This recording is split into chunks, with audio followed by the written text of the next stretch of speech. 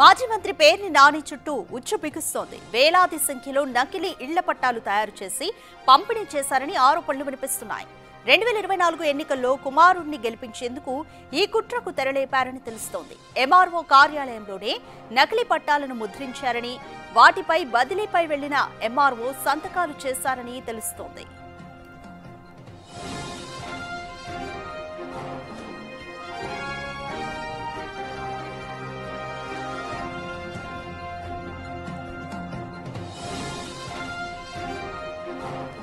లేని సర్వే నెంబర్లతో నకిలీ పట్టాలను తయారు చేసినట్లుగా తెలుస్తోంది. రోడ్డు, చెరువు గట్లు, శ్మశాన వాటికల సర్వే నెంబర్లతో పట్టాలు రూపొందించారని, వాటిపై జగన్ ఫోటోను కూడా ముద్రించినట్లు గుర్తించినట్లుగా సమాచారం. మొత్తం 10,000 నకిలీ పట్టాలను గుర్తించడంతో ఈ వ్యవహారంపై జాయింట్ కలెక్టర్ ఫోకస్ చేశారు. ఇప్పటికే పట్టాలను స్వాధీనం చేసుకున్న అధికారులు దర్యాప్తునకు ఆదేశించారు. ఈ వ్యవహారంలో ఇప్పటికే ఒక వీఆర్ఓపై సస్పెన్షన్ వేటు పడింది.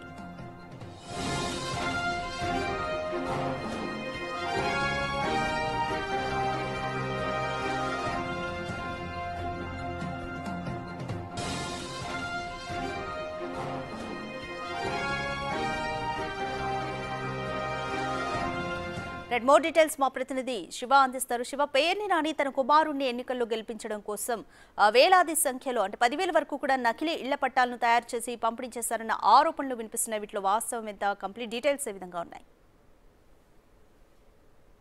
మొత్తం మీద చూసుకుంటే మాజీ మంత్రి పేర్ని నాని వ్యవహారం ఇప్పుడు ఆంధ్రప్రదేశ్లో హాట్ టాపిక్గా మారింది. ప్రధానంగా చూసుకుంటే పేర్ని నాని ఆయన కుమారుడు గెలుపు కోసం కూడా దాదాపుగా 10,000 నకిలీ ఇళ్ల పట్టాలను తయారు చేసి, అంటే ఏ సర్వే నెంబర్ కానీ లేకపోతే ఎటువంటి ఆధారాలు కానీ ఎవిడెన్స్లు కానీ లేకుండా ఒక బోగస్ సర్వే నెంబర్ని, బోగస్ సర్టిఫికెట్లను సృష్టించి 10,000 ఇళ్ల పట్టాలని తయారు చేసి ఎన్నికల సమయంలో 5,000 మందికి పైగా పంపిణీ చేసినట్లు అధికారులు గుర్తించారు. ఈ వ్యవహారానికి సంబంధించి అప్పట్లో మాజీ మంత్రి అప్పటి మాజీ మంత్రి ఇప్పటి మంత్రి కొల్లు రవీంద్ర చాలా అడావుడి చేశాడు. కొద్ది కాదు గొప్ప కాదు, చాలా రకాల అడావుడి చేశాడు.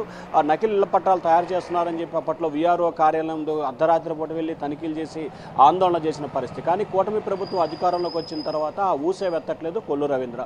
సో ఈ నేపథ్యంలో పలువురు టీడీపీ నేతలు అయితే తీవ్రస్థాయిలో విమర్శల వర్షాన్ని గుప్పిస్తున్న పరిస్థితి కనిపిస్తోంది. మరొక వైపు పేర్ని నాని ఆయన కుమారుడు కిట్టు గెలుపు కోసం కూడా నకిలీ ఇళ్ల పట్టాలు తయారు చేశారని చెప్పి కూడా ఆరోపణలు వచ్చాయి. జగన్ ఫోటో వేసి జగన్ ఏదైతే నిజంగా ఇళ్ల పట్టాల పంపిణీకి ఎటువంటి పత్రాలను, ఎటువంటి నామ్స్ని, ఎటువంటి సూచనలు, సలహాలు ఇచ్చారో వాటన్నిటిని యథాస్థితిగా కూడా అంటే డూప్లికేట్ ఫేక్ పట్టాలను తయారు చేసి 5,000 మందికి పంపిణీ చేసినట్లు గుర్తించారు. ఈ వ్యవహారంపై సమగ్రమైన విచారణ చేయాలని చెప్పి కూడా ప్రభుత్వాన్ని కోరుతున్నారు. మరొక వైపు ఈ అంశం వెలుగులోకి రావడంతో ఇప్పటికే వీఆర్ఓని సస్పెండ్ చేసిన పరిస్థితి కనిపిస్తూ ఉంది. ఎంఆర్ఓ అక్కడి నుంచి వేరే ప్రాంతానికి ట్రాన్స్ఫర్ అయ్యారు. అతని పాత్రపై కూడా ఏ మేరకు ఉందనే దానికి సంబంధించి అధికారులు విచారణ చేపడుతున్నారు. కృష్ణా జిల్లా జాయింట్ కలెక్టర్ నేతృత్వంలో నిన్న ఈరోజు విచారణ కొనసాగుతూ ఉంది. ఇవాళ సాయంత్రానికి కానీ రేపు కానీ ఈ వ్యవహారానికి సంబంధించి కేసు నమోదు చేసి దర్యాప్తు చేసే అవకాశం కనిపిస్తూ ఉంది. ఈ కేసులో పేర్ని నాని, ఆయన కుమారుడు, అలాగే ఎవరైతే ఎంఆర్ఓ ఉన్నారో ఆయనపై కూడా కేసు నమోదు చేసే అవకాశం కనిపిస్తూ ఉంది. అయితే ఈ కేసుకు సంబంధించి పోలీసులకు ఇవ్వాలా లేకపోతే సిఐడితో దర్యాప్తు చేయించాలా అనే అంశానికి సంబంధించి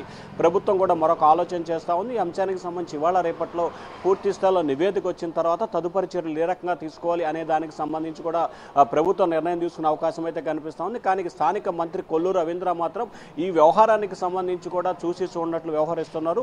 ఎందుకు నానితో ఆయన కాంప్రమైజ్ అయ్యారు, లేకపోతే ఏంటి కారణాలు ఏంటి అనే దానికి సంబంధించి కూడా కొంతమంది టీడీపీ నేతలు ఆగ్రహం వ్యక్తం చేస్తున్నారు. ఎందుకంటే నకిలీ ఇళ్ల పట్టాల వ్యవహారానికి సంబంధించి కూడా గన్నవరం మాజీ ఎమ్మెల్యే వల్లభనేని వంశీ ప్రస్తుతం విజయవాడ సబ్ జైల్లో రిమాండ్ ఖైదీగా ఉన్న నేపథ్యంలో పేర్ని నానిని ఏ రకంగా బయట ఉంచుతారు, ఎందుకు ఆయనపై కేసు నమోదు చేయలేదు, ఒకే అంశానికి సంబంధించి ఒకే జిల్లాలో జరిగిన అంశానికి సంబంధించి వేరువేరుగా ఏ రకంగా వ్యవహరిస్తారని చెప్పి ఇప్పుడు టీడీపీ నేతలే ప్రశ్నిస్తున్నారు రాధికారు.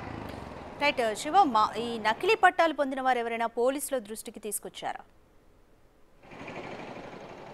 ఈ వ్యవహారానికి సంబంధించి నకిలీ ఇళ్ల పట్టాలకు సంబంధించి ఎన్నికల ముందే ఈ అంశానికి సంబంధించి తమకు సైట్ కేటాయించాలి, తమ పట్టాలు పై అనుమానాలు ఉన్నాయని చెప్పి అప్పట్లోనే అంటే ఎన్నికలకు ముందే పలువురు అధికారులకు ఫిర్యాదు చేశారు. దానిపై విచారణ చేపట్టిన తర్వాతే అప్పట్లోనే ఒక వీఆర్ఓను సస్పెన్షన్ చేశారు. అయితే ఈ వ్యవహారం అంతా కూడా ఎన్నికల ముందు జరిగింది. పోలీసులకు ఫిర్యాదు చేయడం, రెవెన్యూ అధికారులకు ఫిర్యాదు చేయడం, అట్లా అన్ని రకాల అంశాలకు సంబంధించి అప్పుడు ఫిర్యాదు చేశారు. తాజాగా ఈ వ్యవహారానికి సంబంధించి కొంతమంది లబ్ధిదారులు మళ్ళీ రెవెన్యూ అధికారుల కార్యాలయం చుట్టూ తమ సైట్ చూపించాలి, తమకు స్థలం ఎక్కడించారో చూపించాలని చెప్పి అడుగుతున్న నేపథ్యంలో వ్యవహారం మరొకసారి వెలుగులోకి రావడం జరిగింది. సో తెలుగుదేశం పార్టీ నేతలు కొంతమంది కూడా స్థానిక అధికారులకు ఫిర్యాదు చేసినట్లు తెలుస్తోంది. సో ఈ వ్యవహారానికి సంబంధించి కూడా ప్రభుత్వం అయితే విచారణ జరిపిస్తున్నట్టు తెలుస్తా ఉంది. Radhika. Right, thank you Shiva. మాజీ మంత్రి పేర్ని నాని తన కుమారుడి గెలుపు కోసం నకిలీ ఇళ్ల పట్టాలను పంపిణీ చేశారన్న వాదనలు వినిపిస్తున్నాయి. సుమారు 10,000 వరకు నకిలీ ఇళ్ల పట్టాలను సృష్టించారన్న వాదనలు కూడా వినిపిస్తున్నాయి. దీనిపైన అయితే ఎంక్వైరీ జరుగుతుంది. ఈ వ్యవహారానికి సంబంధించి గతంలో ఒక విఆర్ఓ పైన సస్పెన్షన్ వేటు కూడా